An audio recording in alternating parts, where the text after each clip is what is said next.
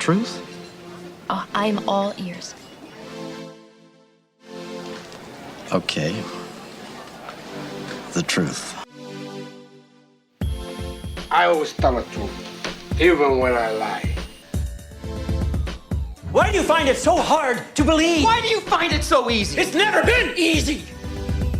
You want answers? I think I'm entitled. You want answers? I want the truth.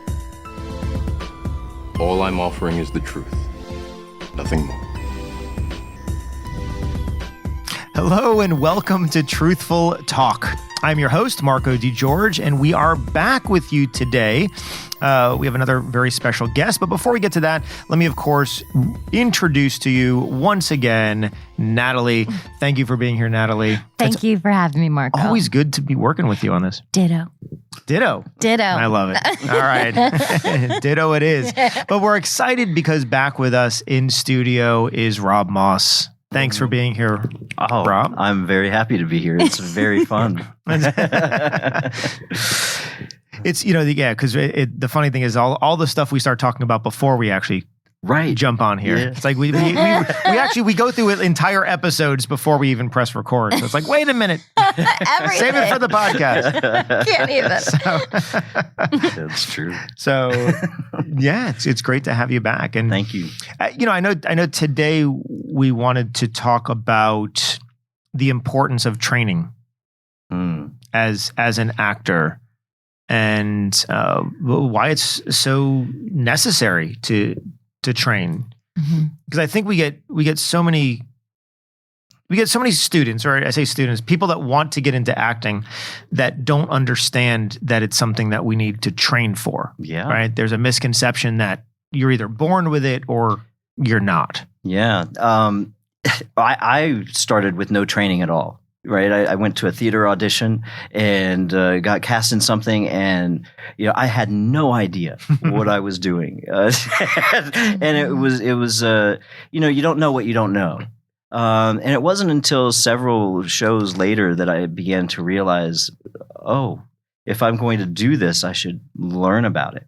I think the trap for people is, in most other disciplines, you can appreciate that they train. For instance, sports, they train. Right. A professional tennis player or basketball player doesn't stop practicing. When they get into the big game, they continue to do that over and over again. And I think we can appreciate that technical prowess. But when we're looking at actors, it just looks like they're living. Right. And so I don't think people appreciate how challenging it can be to do. And so I think training is absolutely essential, as it is in any craft or any profession where you're relying on your physical ability, or you're using some part of yourself to fulfill that job. And it's just misleading. I think we don't realize how much goes into it. So training is absolutely vital. You mentioned people are born with it, right? I thought that too, and I think to some degree there's some truth in that. But you still have to develop whatever it is that you come to the table with. You still have to work to be able to hone that ability that you might have. I think it's essential. I 1000% agree that training, no matter what, the road as the actor, especially the let's say more quote unquote success that you have, eventually, even if you had no training, and we had this conversation before, and that you look the part and there it is, and you're thrown in this thing. Eventually, if you love this and you want to do this as a career, you will find yourself in a room with an acting coach. Yes. Somewhere down the studio is going to be like, okay, if you want to do this. Or I just saw something, it's like, I think The Rock is coming out with a new movie and he's totally transformed. But when I see it, I'm just like, look at him go. Because of from where he came from to what he's going to be doing. It's supposed to be like incredible acting, but he's The Rock. A lot of growth. A lot of growth. Yeah. I think it happened like Will Smith. I know it happened with. I know Rihanna, the singer. It happened like certain people just like, okay, I want to be confident.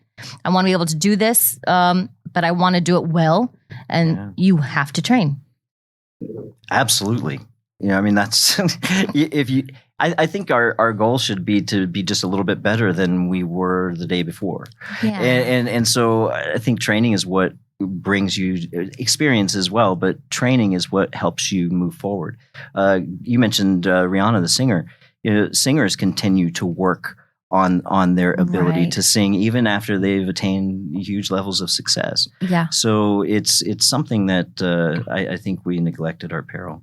You know. I was watching The Crown, and I'm a massive fan of Vanessa Kirby. She plays Princess Margaret. Come to find out, her background was theater. She got in without, like you did, just which is interesting. She got in because of whatever, like she was just able to land that role.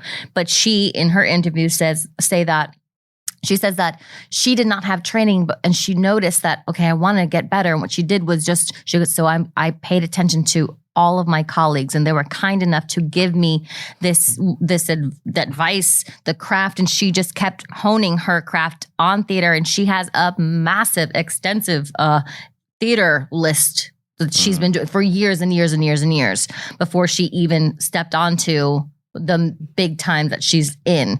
But it's crazy because even someone like that just said, okay, I'm in, but I don't have training. I still need to look for something to help me I want to do what they're doing. And I don't know. And they were kind enough to give her that information.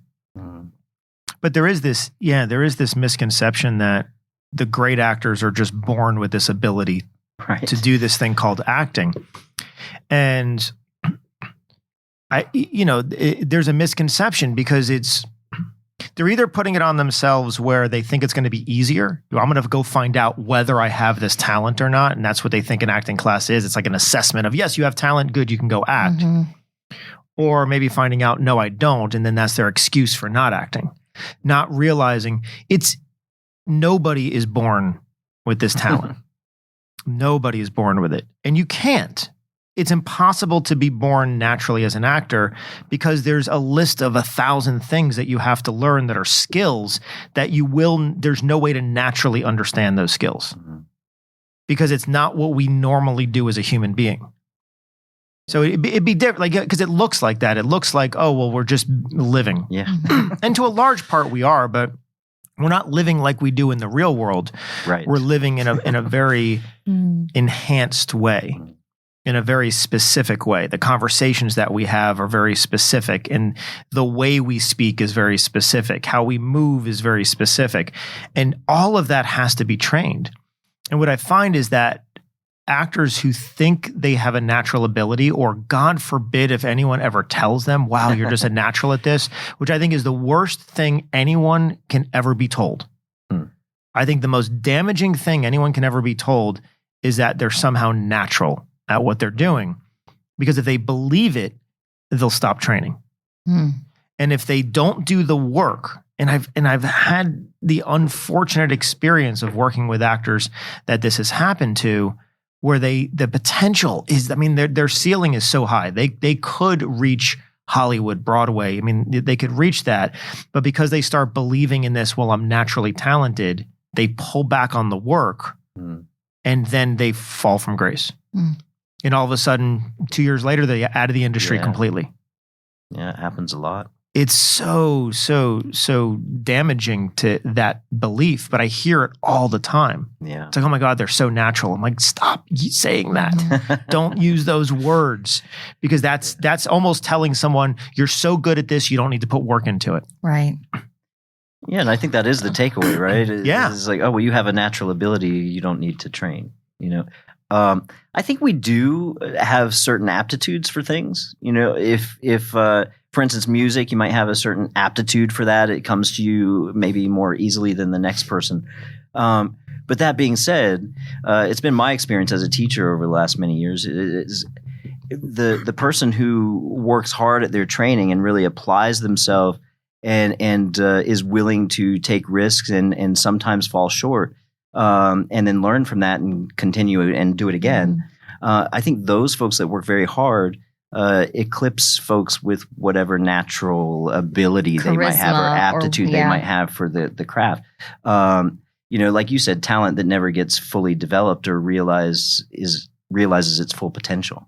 you know, and Yeah, and the aptitude is usually just personality. yeah, That's all it is. Yeah. It's personality. Someone is less apprehensive about making a fool out of themselves in front of others, for example. So they'll get up and they'll be the class clown, or they'll get up and didn't do that, which is typically a cover for other things, but we won't get into that psychological thing.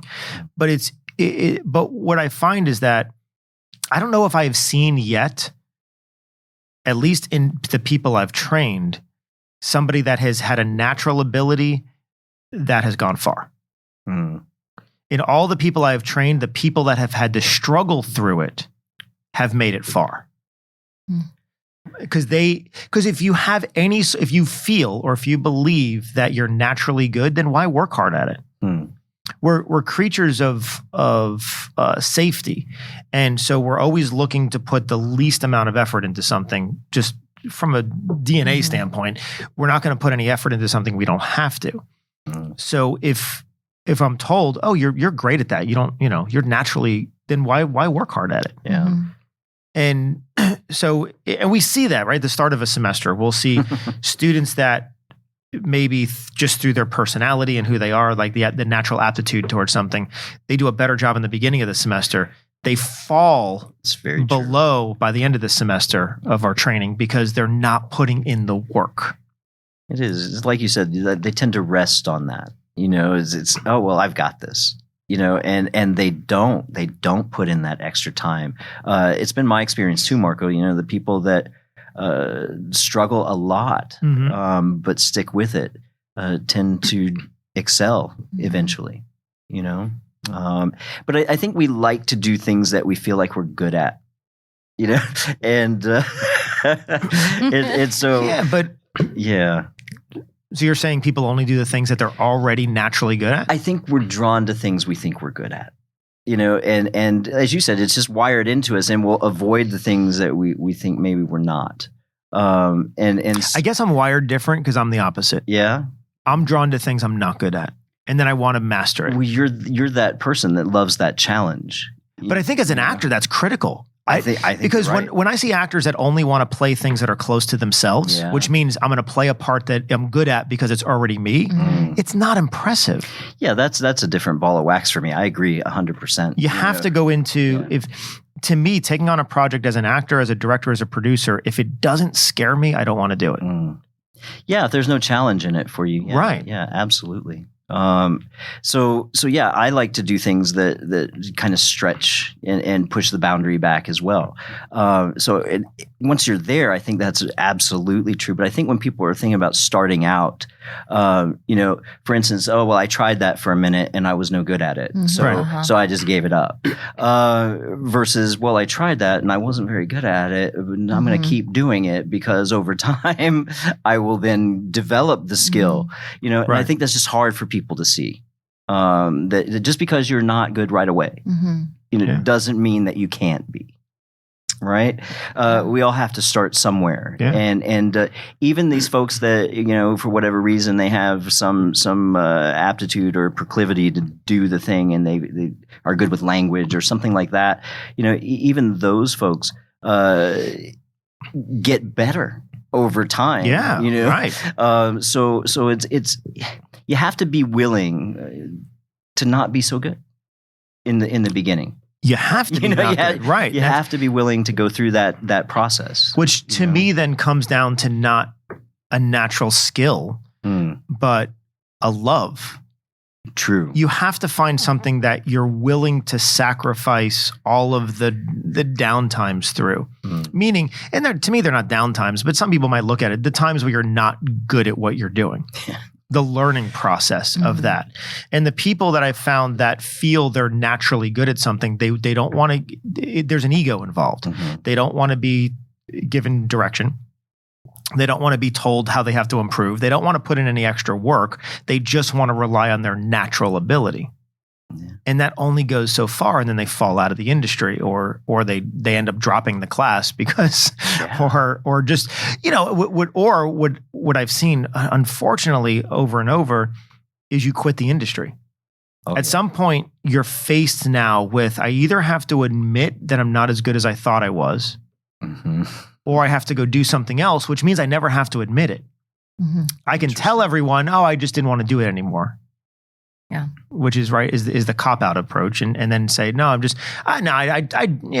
it and I didn't like it, or I don't want to do it anymore. I want to do this instead. It's like, no, go, you had something, go back and work at it, and you could be great.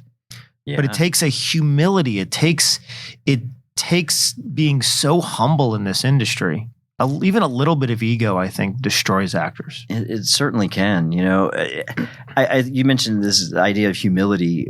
One of the things that a wonderful teacher I had many years ago said to me on the first day of class was, "Forget everything you know. Mm-hmm. You know, nothing you know is going to help you here." And that was such a impactful thing. To hear. You know, it was like, okay, well, I can approach this then with the utter humility of a student. You know, I can approach it now with beginner's mind, and that helped me so much. Yeah, you know, just because I had been working quite a bit before that, and so being told that, you know, that none of your prior knowledge or your prior experience is going to be helpful to you, just kind of cleared the slate. And I was like, okay, well, nice. now I can just be here and absorb what's going on. Versus trying to attain some level, you know, or feel like I have to start here and then advance. Right. You know, I had permission to just begin, and that was really nice. Which is nice. Yeah. Yeah. Or shovel what you have. Yeah. You know, out of the way. Yeah. Or, you know, some people do put it in the way. Those who are not ready to be truthful with themselves, and that humility to let that go. I find actually a lot of, let's say, introverted students or people, I find them, even though in the beginning it's difficult because they're so quiet or, you know, introverted. Yeah. But I just find that that big mountain, they climb quietly. I don't know how to explain it. They do it. They're with you. They're always in class. They're doing the work. They're, you know, putting their voice. I just, instead of somebody who is on the opposite spectrum, let's say not having that clean slate, not being ready to be a student, whatever they know is better than what the teacher knows. And it's like, how do you work with that right now in this, you know, how I just can't compute that. But I see it happening, and the pushback from the ego, you know, whatever that is, that they know better. And when people just, like you said, clean that slate or have a clear slate, I see those come through and make massive. Yes. It's like the hair and the turtle thing. It's crazy how I'm just seeing that emerge that I never really was able to view before. But I'm like sitting back and watching. I can see now. Well, that's one of my favorite quotes is slow and steady wins the race. I say it every day. Yeah. Yeah. Yeah. My wife, Sam, is sick of me saying that. But I'm like, no, slow and steady wins the race. It's like, let's not, the moment we try to rush to get somewhere, we're somehow going to sabotage that journey. So it's no, just keep at it, and it will deliver us to where we need to go. But so many actors are rushing. They're always in a hurry. Yeah. To get somewhere. Right. I don't know where. I don't either. I don't know where we're going, but I find, you know, that patience is something that's absolutely essential, you know, as you're training and as you're learning, to be patient with oneself, you know, to be patient with the process of learning and acquiring a skill. I think is so absolutely vital. Because we have an idea of where we want to go, and we want to get there as quickly as possible. And it's like I say in class, you know, there simply are no shortcuts. Right. You know, you have to go through the very difficult process of learning and improving, and nothing can rush that. It's very much like a flower that blooms. You know, you can't stand in front of a rose bush and demand that it bloom right now, you know? Or tomorrow. It happens when it happens, and we just have to be willing to be where we are. You know, instead of thinking so much about where we're going, you know, and I think there's some freedom and beauty in that, to be able to fully be present in the challenge. You know, we want to get past the challenge, right? And I think the challenge is actually the thing, you know, and it never stops. You know, no matter what you attain or what level of skill you acquire, there's always another level. There's always another destination. So you might as well focus on what's happening right now. You know? I love that. Yeah, because it goes into my second favorite quote, or maybe this is my first. But art is never finished, only abandoned. Oh, yeah, I love that one. And I think I say that every class. I think I say that at some point. Art is never finished, only abandoned. Yeah. Because there's always something else we can be working on. There's always something else. I mean, regarding either our own art, regarding a project, or whether it's a play or a film or a character, we're never done. We can work on a character for years, right? Or we can work on it for 6 weeks. I mean, we're never done with a character because there's an evolution involved. And I think that's what's so important, because I think one of the main things, students are constantly reaching out to me, asking the question, what else can I be working on? Oh, I get that one a lot too. Right? Yeah. I want to move faster through my career. So what else can I be working on to improve? And I give them the same couple things over and over and over.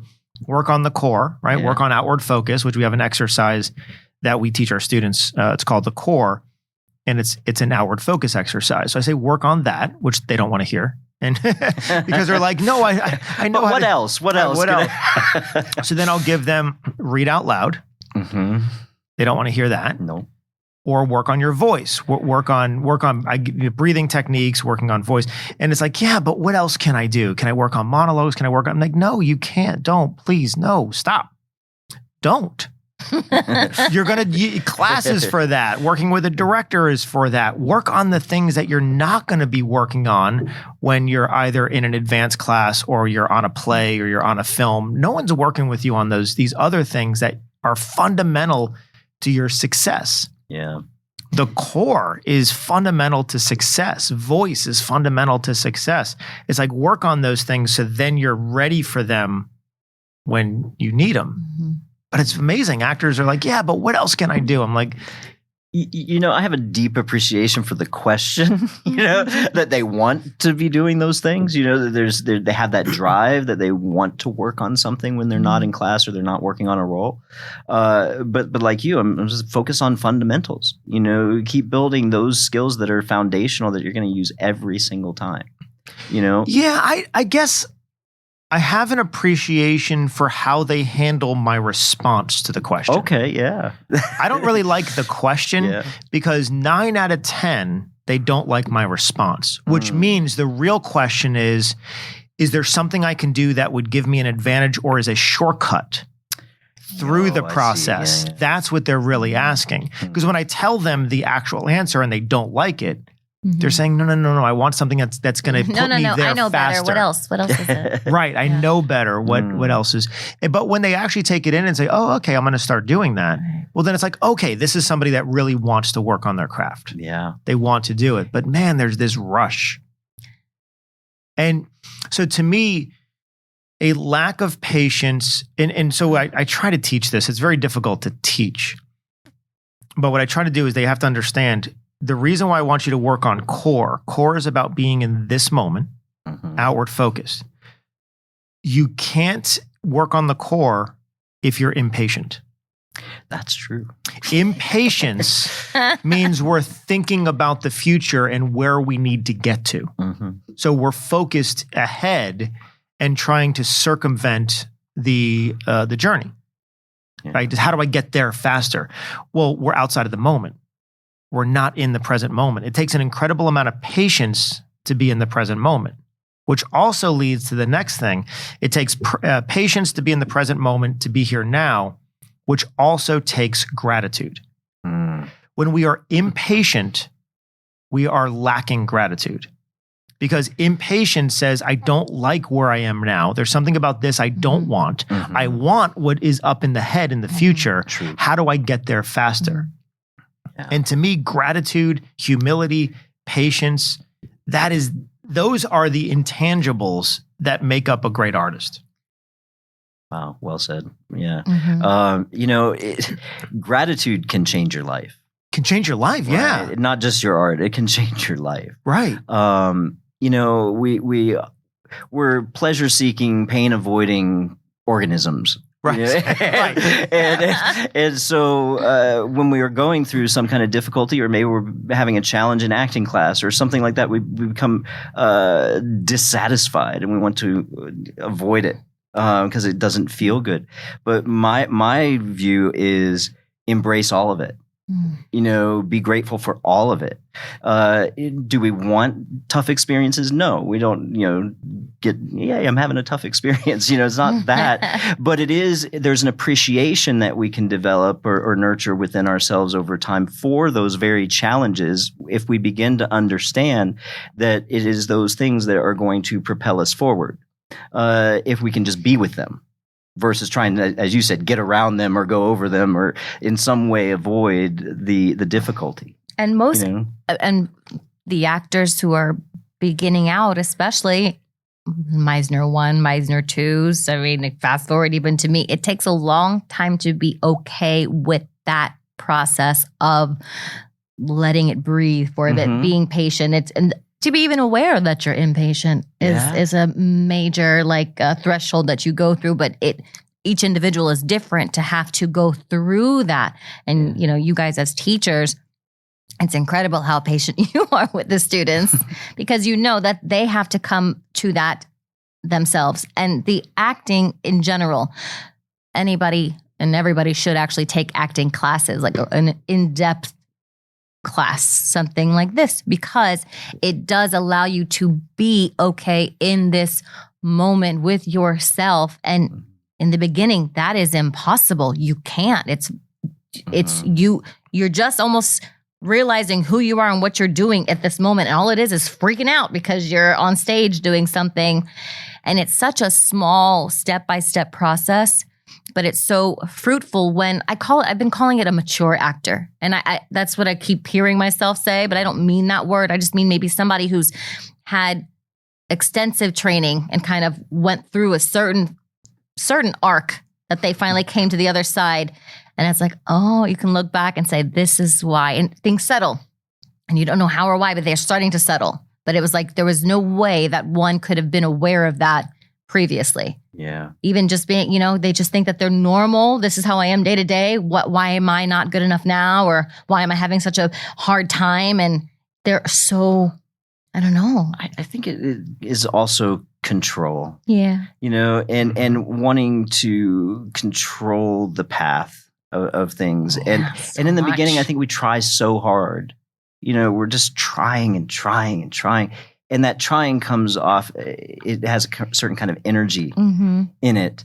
Whereas what you're calling a mature actor, they've let go of this idea and there's a do kind of attitude versus a try kind of, I'm just going to do this. And whatever it is what it will be.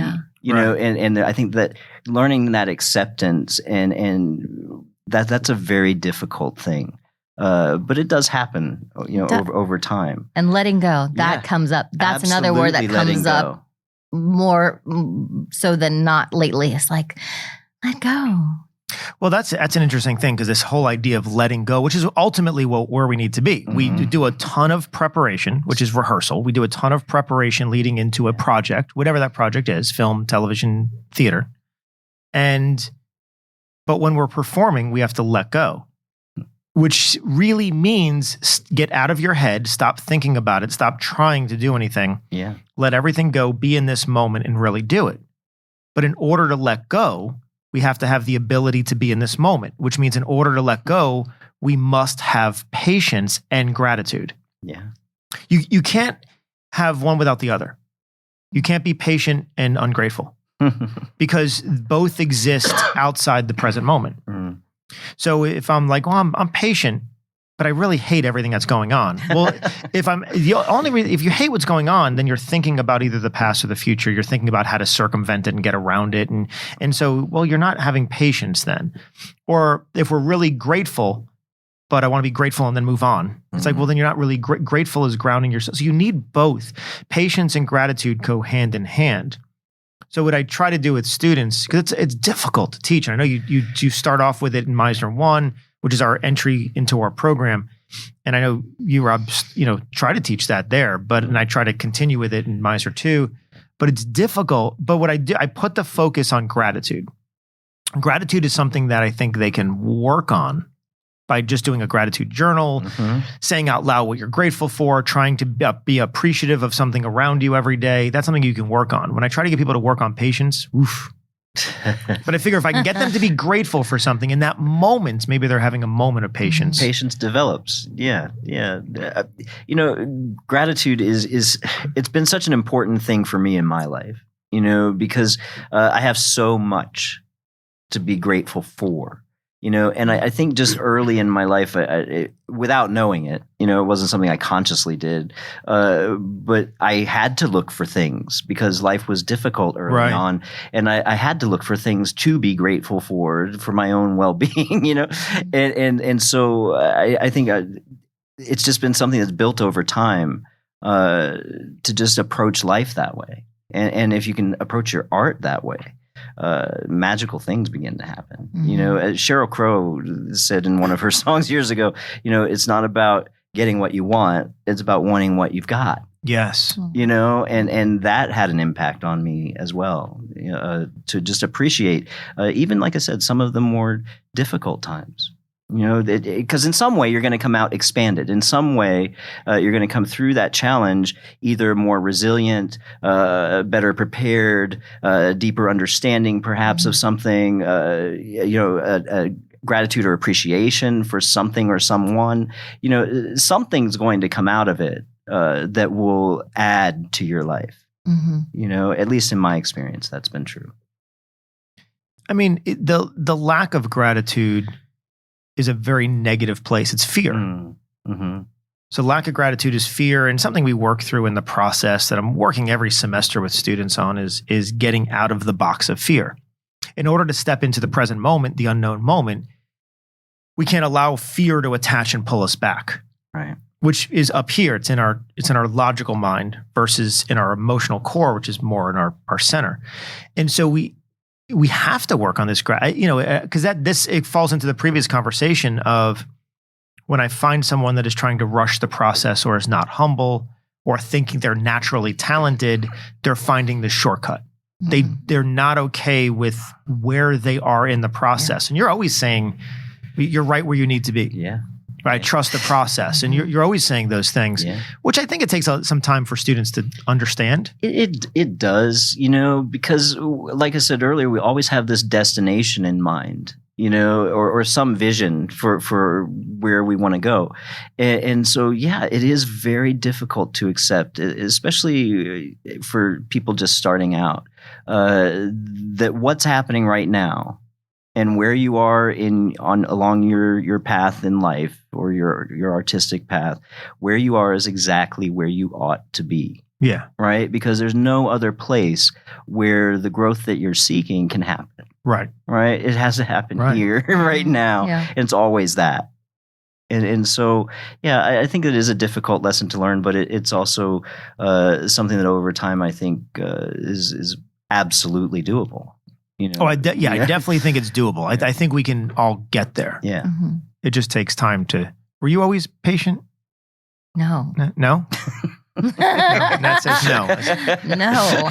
Okay. No. I think that the one thing I remember growing up, my mother telling me is you need to learn patience, and I did from young. I think it's her first things telling me. But I've found that in the training that it came out to my day-to-day life and vice versa. So I've heard before someone was asked, do you guys find that acting changes your life? And she asked both of us, and we come from two different places of study. And I remember the other actress said, no, okay, that's cool for her. And then this woman, she looked at me and I go, see, I would curse right now. Absolutely. You can curse. Oh, I was going to say abso-fucking-lutely. How does it not? How did it changed my life. I cannot have one healthy without the other for me. Right. I don't know if that was a choice or letting go, opening up, just kind of seeing the world through eyes through gratitude, like a filter. Yes. Yeah. And I can't turn that on just when I'm on stage and then not be able to do that out there. Like, just everything becomes more rich. So it did for me 100% change for the better me with my ability to listen to people, to express myself in a healthy manner, to have my voice be heard, Right. to give myself respect. And this is just like a journey that I've kind of coming up on now over the years and years of training that I've been doing that. I hear very close family members ask me questions, I don't know what you're doing or what you've done, and they know that I'm an actor, and they'll ask me about voice class and all this stuff, but I can see it. I can feel it. And so can I. It's Right. I just don't see how one does not.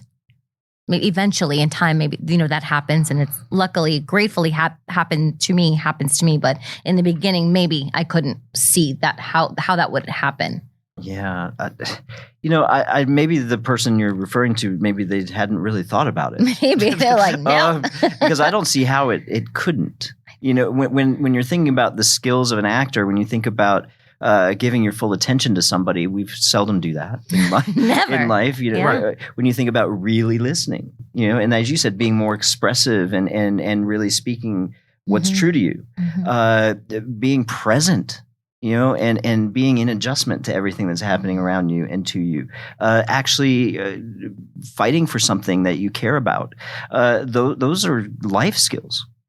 So I don't see how, if you really have developed skills as an actor, how they wouldn't then translate into something that has at least changed the way you see the world around you, or the way you show up in the world. Or they didn't have in-depth training. Maybe Perhaps, they took yeah. a 2-weekend course. That's the thing too. I mean, most training in the U.S. that's once a week classes type of thing, scene study classes. They're not going into any of this. It's all technical. That's true. So you have actors that are just trying to apply a skill, which is just a learned thing that they do, but it doesn't change their life. Yeah, that makes sense. I mean, outside of conservatory, there's very few classes that are teaching listening or teaching being present. They're teaching, they're going into the analytics and how do you break down a script? What's the objective? What's the, it's all very. Yeah, like a thing you're putting on versus something that's coming through. Right. It's the deeper conservatory training that teaches those other levels. And so, but if you are, and even within our studio, not every student fully takes it on. That's true. They come in and they try to do a good job, quote unquote, good job in class, but they're not, and you can tell by decisions they make and how they live in their life. You can tell the ones that are changing in life and incorporating the lessons out there, and the ones that are trying to hold true to what their life is or do something different. Because sometimes they'll come in and they'll if they're talking to me about what they're doing in their life, and I'm like, that's so contrary to everything we're doing in here. Yeah. It's like, can you see that, right? The whole 180. It is. And it's like, no, we need to align those things together. It goes all the way back to, right, if someone thinks they're naturally talented, they're not going to apply this to life. They're not going to let those two come together because they don't want to admit there's something in their own life that needs changing. Because then we have to admit that maybe we weren't right about everything, or maybe we had a different point of view. Like, people don't want to admit that stuff. And that's where humility comes in. We have to be open to different points of view. We have to have the ability to be, and I hate to use the word wrong, but it's possible your point of view is not the complete point of view. Imagine. Right? Every day as a teacher, my goal is to learn something new. I try to do it every single day. I want to learn something that I didn't know before. And many times I'm learning from my students. Me too. Me too. It's funny how that happens, isn't it? Is who's teaching who? Yeah, right. But if you're open to it, I think some folks get to a place where they think they know, and that's the end of it. But if you're open to, well, maybe I don't know everything. And that speaks to this humility you're talking about. You have to have humility. Yeah, because the lack of humility is arrogance. Yeah. It's not confidence. That's something I think everyone needs to understand.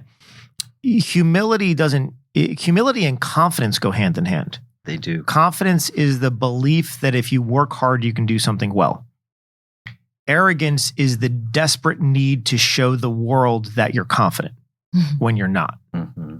So arrogance is a show. It's putting on a mask and saying, look at me, look at me, look at me. I'm confident, when you're not, right? When you really don't feel that. That's where imposter syndrome comes in, everything else. But confidence is this feeling that, no, I've worked really hard. I have a process. I can put that work in and it's going to lead me somewhere. But it takes humility to have confidence. I agree.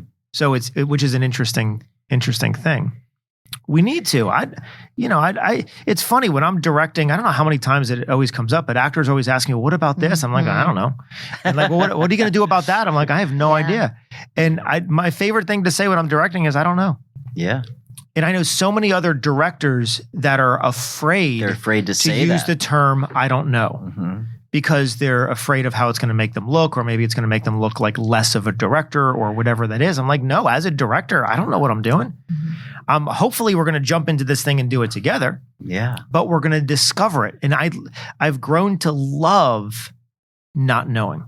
Right? Mm-hmm. Yeah. You know, I mean, then you get to find out. I like working with folks that I feel like I can trust. Yeah. You know, and I trust someone when they tell me the truth. When they say, I don't know. I don't really know. Let's try this. You know, and that's fun for me.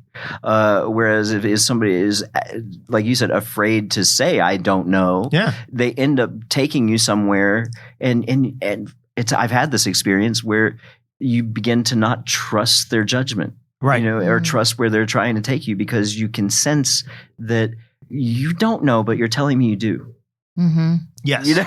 And it's false. It disrupts me. You know, I do the same thing, Marco. And sometimes I just look at, I don't know. Mm-hmm. You know?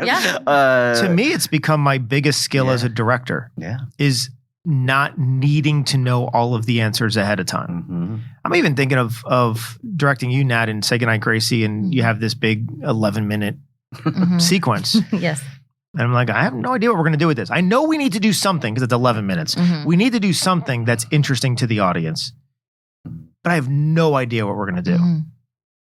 And then we discovered it. We just played and tried different things, and we discovered it.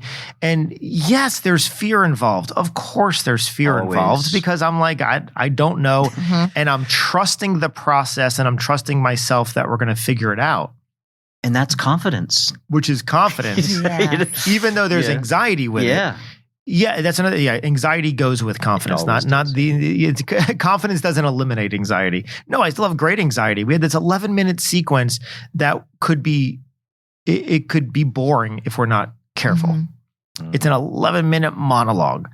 That's this whole sequence. It's like, what do we do? I don't know, but we played and figured it out. We got you moving all over the stage. Yep. Brought you back center. We had this beautiful moment. We had it leveled up and down. We wrote original music. I mean, it was like, it ended up being this beautiful thing that there wasn't even a thought in my head of what to do before we started working on it.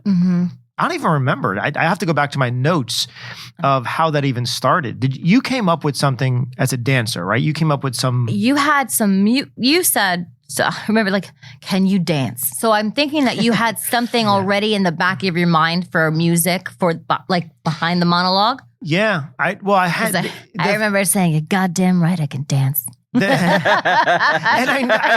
I knew you could, right, from your previous I was line. like, yes. But I was thinking, dance, because we had this beautiful record player, and one of my things of directing is if it's on set, I want to use it. It should work. And so it's like, well, let me use the record player. Might be neat if a character at some point puts on a record. And then I was like, wait a minute, if you could dance, maybe we'll put on some underscoring music. And I remember I can't remember what I was playing around with at the time, but I had some temp music or something I was playing with. We would put on a record and you would dance to it. And so that was my thought of, well, this might be a neat thing. Maybe we'll put on some music and the people that I talked to that saw the show, well, I saw the show, and I'll also agree, but the people I talked to, that was one of the specific things that they talked the most about. Yeah, was that segment of the show.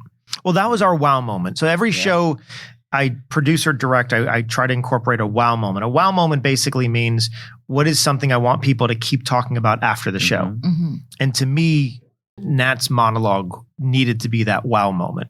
The thing that sticks in their mind above everything else. And it's always something different depending on the show, but that was the one that we really wanted to craft. And I thought we ended up, but I mean, really, you came up with a lot of it was improv dance, right? Yeah. Improv dance. And eventually we kind of got to a place where just around this beat be here and around this beat be here, for the marks and the blocking and such.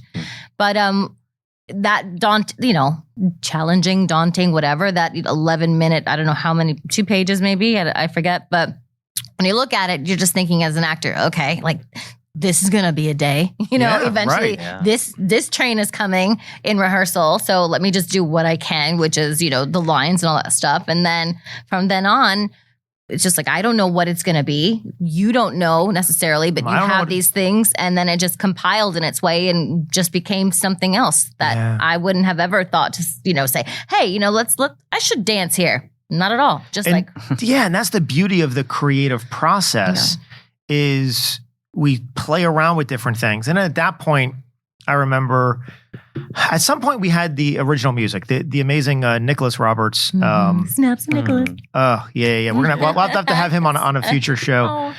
But yeah, he scored that sequence for us. Beautiful, beautiful music. And then we had to choreograph it to the music. The ups and the downs and the different when the percussion came in, that was at a certain point.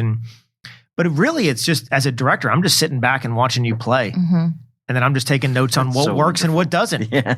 That's what I love working with collaborative artists. But it comes back to when I'm working with an artist like Natalie who has patience and is willing to explore and is not trying to figure it all out. We're just trying to discover as a director. Man, I just sit back and I'm just watching this and saying, well, you know what? Let's try being over here instead of being over here. I just tweak things and then we just continue playing. And what a gift, to have a cast like that. Because there are some actors that would become very, like if you kept changing or experimenting with different ideas, there's some actors that would shut down. Yes. In that circumstance. Right. And get very impatient about getting to the result. Right. Versus, well, let's just keep exploring. Let's just keep looking at it and let's try this, like you said, little tweaks here and there until you did come up with this wow moment. Yeah. It turned out to be that. Yeah. And I think if you'd had a very rigid idea of what it should be, you may never have discovered what it could be. Correct. And that's beautiful. And as just for everyone out there and aspiring actors or current actors, as a director, as Robb was saying, if I didn't have an actor that was so open we couldn't get there, I don't want to work with those actors who are closed down. If you don't have patience, if you're not willing to explore, if you're not willing to say, I don't know, but spend a lot of time in what we call open mode, which is the mode where we just play and discover and try new things. That's part of my casting process and my evaluation process of working with actors. That's a critical trait you have to have. Yeah. And when I teach directing at the university, that's the main thing I try to teach them is this is what you need to look for.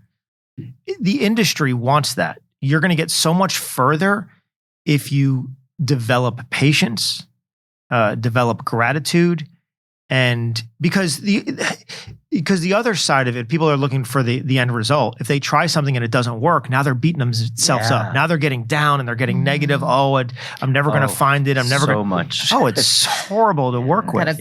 Talk them away from the cliff because They equated identity. You know, it's a big thing actually. Yeah. Yeah. I think that comes down to what Viola Spolin called approval disapproval syndrome. You know, I think a lot of us human beings have this need for approval. Yeah. And if we do something and it doesn't end up being the idea, we feel disapproved of. And Sure. And so that can cause us then to contract within ourselves, and then you're dead in the water. What do you do then? And that's where I think training comes in. You have to be trained, and that's why it's like, you know, unfortunately we have, there's so much. When you're looking for acting training, it's everywhere, right? No matter where you are in this country, it's everywhere, and most of it is not complete. Most of it. Now, a lot of it is going to be budget. People are like, I can go to a conservatory and spend thousands, or I can go here and spend hundreds. I'm going to go here, and I can do a $50 workshop. Right. Oh, you know what? That's good enough. I'm just going to do the $50 workshop and then start working. It's like, no, it doesn't work that way. You're going to have to invest in really good training if you want to get to the professional level of this industry.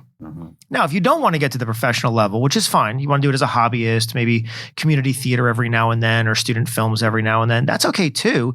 You don't need necessarily the deeper training to do that. But if you want to get known as an actor, if you want to go to professional theater and professional film and television, you're going to have to, at some way, somehow, invest in better training, because you need to learn these skills. And believe it or not, these skills to learn takes patience. There is no shortcut to get there. It's over a long period of time that we go through repetition over and over and over. We're just repeating skills over and over and over. Yeah. And it's through that long period of time that we eventually get somewhere. That's right. You know, I like to use sports analogies. I'm not really a sports person, but I like to use sports analogies when I teach. That's the brilliance of it. But I did play tennis, and I played That's a that sport? for years and years in my life. And you hit thousands and thousands and thousands of forehands. Yeah.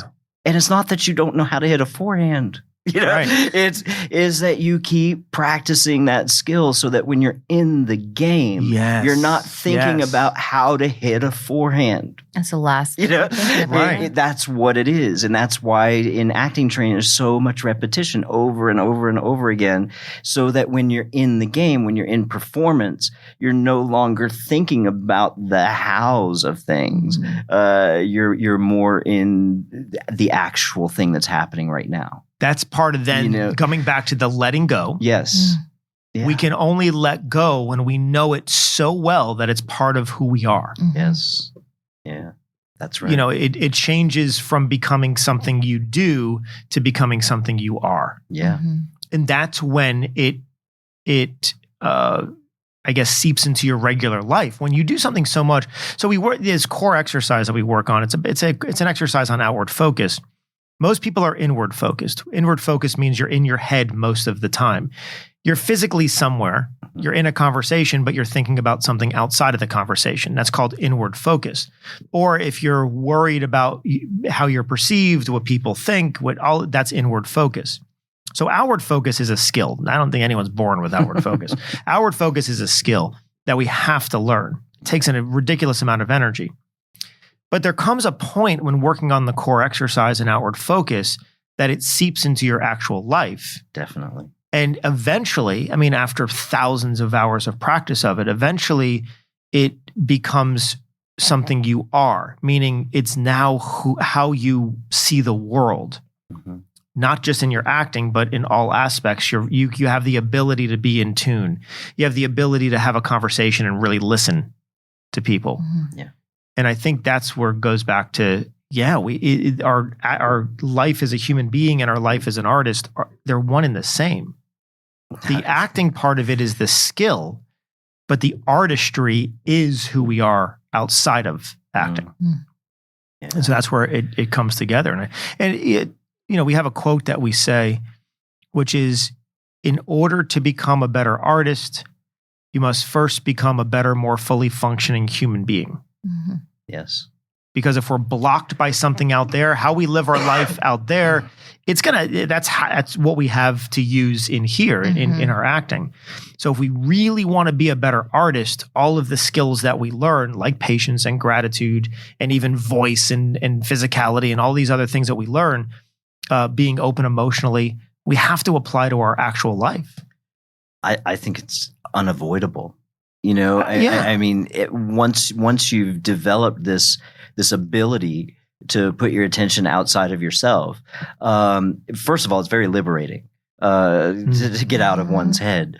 But it also becomes, as you said, like a way of life. I mean, yes, you can certainly have those moments of, we all have them, right? But it becomes kind of a habit, right? That you're able to do that, and people respond to it.